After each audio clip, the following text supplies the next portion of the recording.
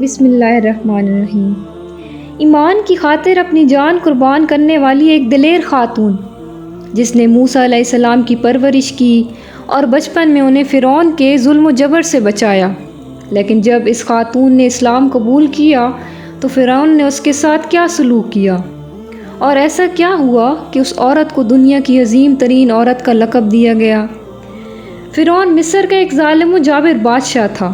اس نے مصر میں آباد قوم بنی اسرائیل کو اپنا غلام بنا رکھا تھا اور ان پر ظلم کے پہاڑ توڑتا تھا۔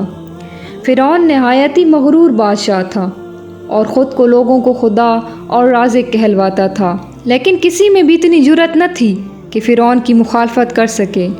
لہٰذا اللہ نے فرعون کے خاتمے کا ارادہ کیا تو بنی اسرائیل میں حضرت موسیٰ علیہ السلام کی پیدائش ہوئی۔ جب موسیٰ علیہ السلام کی پیدائش ہوئی تو ان دنوں فرعون نے اپنے سپاہیوں کو یہ حکم دے رکھا تھا کہ بنی اسرائیل میں جو لڑکا بھی پیدا ہو اسے قتل کر دیا جائے۔ لہٰذا اس مصیبت و آفت کے دور میں موسیٰ علیہ السلام کی والدہ نے مجبوراً آپ کو ایک صندوق میں رکھ کر صندوق کو مضبوطی سے بند کر دیا اور اسے دریائے نیل میں ڈال دیا۔ دریا سے نکل کر ایک نہر فرعون کے محل کے نیچے بہتی تھی۔ اللہ کی قدرت یہ ہوئی کہ یہ صندوق دریائے نیل سے بہتے ہوئے اس نہر میں چلا گیا۔ اس وقت اس نہر کے کنارے فرعون کی بیوی آسیہ بنت مزاحم بیٹھ کر نہر کا نظارہ کر رہی تھی۔ آسیہ ایک خوبصورت اور نیک دل خاتون تھی اور وہ کسی بیماری سے شدید تکلیف میں تھی۔ فرعون نے اس کا بہت علاج کروایا تھا لیکن ناکام رہا۔ کہتے ہیں کاہنوں نے بتایا تھا کہ اے فرعون، ہم پیشن گوئی کرتے ہیں کہ اس نہر میں سے ایک آدمی تیرے محل میں داخل ہوگا۔ اگر اس کے منہ کی رال اس بیمار خاتون کے جسم پر ملی جائے گی تو اس سے شفا ہو جائے گی۔ چنانچہ جب نہر میں بہتے اس صندوق پر آسیہ کی نظر پڑی تو اس نے ملازمین کو اسے نکالنے کا حکم دیا۔ جب اس صندوق کو پانی سے نکالا گیا اور اس کو کھولا گیا تو اس میں ایک خوبصورت بچہ تھا۔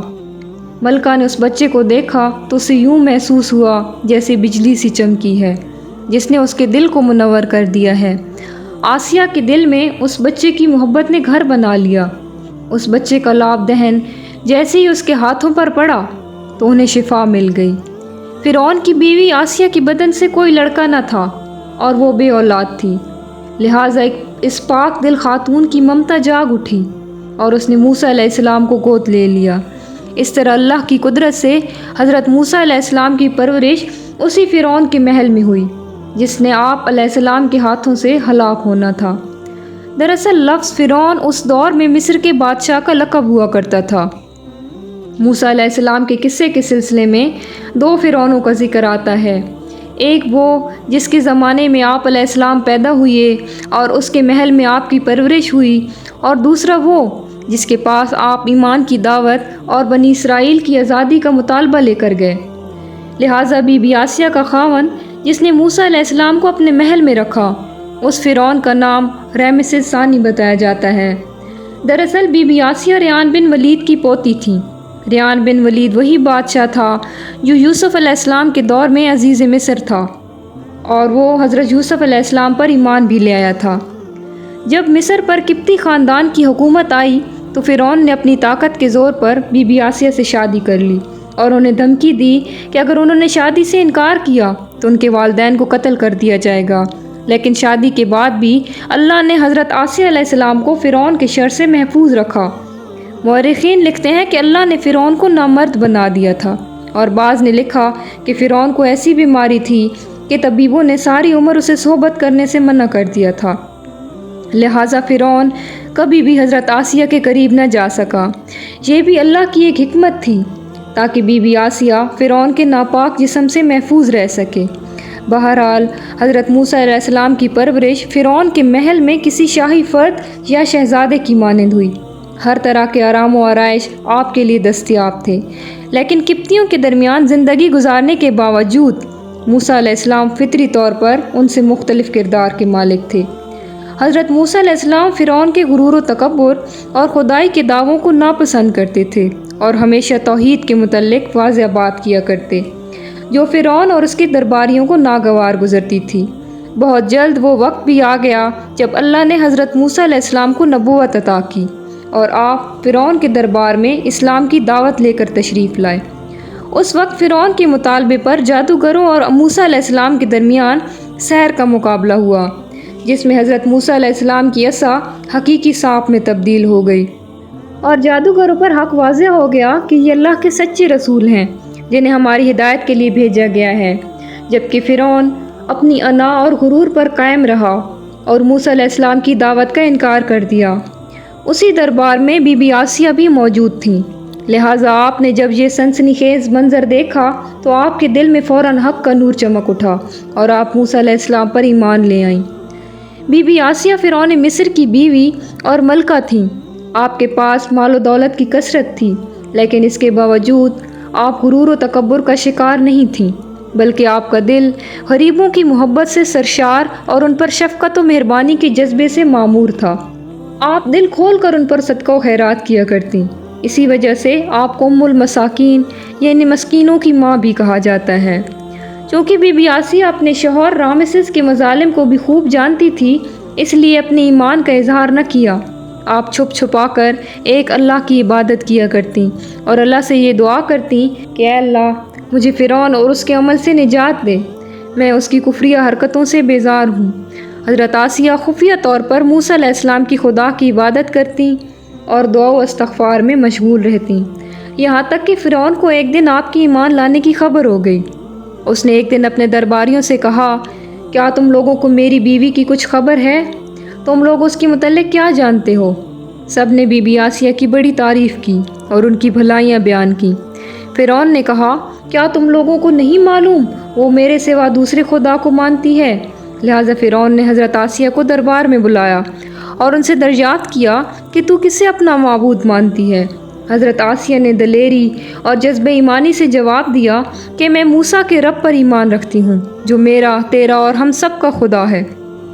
فرعون اس بے باک جواب پر غضبناک ہو گیا اور بہت جلد پورے شہر میں اس بات کی شہرت ہو گئی کہ فرعون کی بیوی اور ملکہ نے فرعونی طور طریقے کو ٹھکراتے ہوئے دین موسیٰ قبول کر لیا ہے۔ پہلے تو فرعون نے بی بی آسیہ کو سمجھا بجھا کر، ترغیب دلا کر اور ڈرا دھمکا کر موسیٰ علیہ السلام کے دین کو چھوڑنے کو کہا، لیکن جب اس نے حضرت آسیہ کی چٹان جیسے مضبوط ایمان اور جذبے کو دیکھا تو اس نے ظلم و بربریت سے کام لینے کی ٹھان لی۔ فرعون نے اپنے اہلکاروں کو حکم دیا کہ آسیہ کو تپتے ہوئے ریگستان کی دھوپ میں لٹا دیا جائے، لہٰذا آپ کو شدید گرمی میں ریت کے تپتے میدان میں چھوڑ دیا گیا۔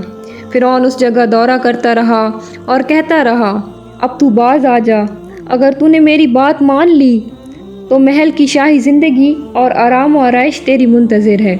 مگر آسیہ پر اس کا کوئی اثر نہ ہوا، کیونکہ آپ کو جنت کے ان لاسانی محلات پر ایمان تھا جو اللہ نے انہیں عطا کرنے کا وعدہ کیا تھا۔ جب فرعون نے حضرت آسیہ کی ثابت قدمی کو دیکھا تو اس نے آپ کو شہید کرنے کا فیصلہ کر لیا۔ اس نے اپنے سپاہیوں کو حکم دیا کہ بڑی سے بڑی چٹان کہیں سے اٹھا لاؤ اور آسیہ کو چت لٹاؤ اور وہ چٹان اس پر گرا دو۔ لہٰذا جب یہ لوگ پتھر لائے اور حضرت آسیہ کو لٹایا گیا تو آپ نے آسمان کی طرف نگاہ اٹھائی تو پروردگار نے حجاب ہٹا دیے اور جنت کو اور وہاں جو محل ان کے لیے بنایا گیا تھا انہوں نے اپنی آنکھوں سے دیکھ لیا۔ آخرکار اس پتھر کو آپ پر گرا دیا گیا اور آپ کی روح پرواز کر گئی۔ حضرت آسیہ کے فضائل احادیث مبارکہ میں کچھ ان الفاظ سے آئے ہیں کہ رسول اللہ صلی اللہ علیہ وآلہ وسلم نے فرمایا کہ مردوں میں سے تو بہت سے درجہ کمال تک پہنچے، لیکن عورتوں میں سے سوائے فرعون کی بیوی آسیہ اور عیسیٰ علیہ السلام کی والدہ مریم بنت عمران کے اور کوئی درجہ کمال تک نہیں پہنچی۔ اس طرح ایک اور روایت میں آتا ہے کہ آپ صلی اللہ علیہ وآلہ وسلم نے فرمایا، جنتی عورتوں میں سب سے اول حضرت خدیجہ بنت خویلد، حضرت فاطمہ بنت محمد اور فرعون کی بیوی آسیہ بنت مزاحم اور عیسیٰ کی والدہ مریم بنت عمران ہیں۔ ایک روایت میں آتا ہے کہ بی بی آسیہ کا نکاح جنت میں حضرت محمد صلی اللہ علیہ وآلہ وسلم سے ہوگا۔ لہٰذا روایت ہے کہ رسول اللہ صلی اللہ علیہ وآلہ وسلم نے فرمایا، جنت میں میرا نکاح مریم بنت عمران، موسیٰ کی بہن کلثوم اور فرعون کی بیوی آسیہ کے ساتھ ہوگا۔ ہم نے دیکھا کہ حضرت آسیہ ایسی حکومت کے ساتھ، ایسے دربار کے اندر، اس قدر مال و دولت، اطاعت گزار غلام اور کنیزوں کے ساتھ میں ایک بہترین زندگی تھی، لیکن انہوں نے حق کو قبول کیا اور موسیٰ علیہ السلام کے دین پر ایمان لے آئیں، حالانکہ انہیں معلوم تھا کہ ایمان لانے کی وجہ سے ان کی تمام خوشیاں اور مقام و منصب چھن سکتا ہے، یہاں تک کہ جان بھی جا سکتی ہے، لیکن آپ نے حق کو قبول کیا اور اپنے گزشتہ اعمال پر توبہ کر لی۔ بلا شبہ توبہ کرنا اور اپنے ایمان پر مضبوطی سے قائم رہنا کوئی آسان عمل نہیں، لیکن جو شخص بھی اس دنیا کی مشکلات سے گزر کر اللہ کی اطاعت کرے گا اور انسانوں کے بجائے اللہ سے ڈرے گا تو آخرت میں اس کے لیے بہترین لافانی زندگی ہے۔